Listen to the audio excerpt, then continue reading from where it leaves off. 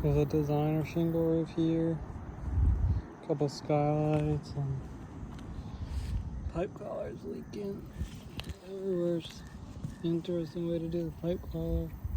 Another one leaking down there. That one's been repaired before down here. They didn't change out the skylights or anything.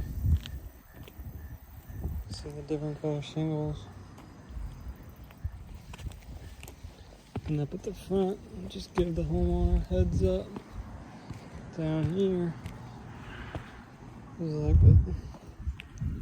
a dead valley. No pitch at all to it. They just put shingles all in there. So that will leak eventually.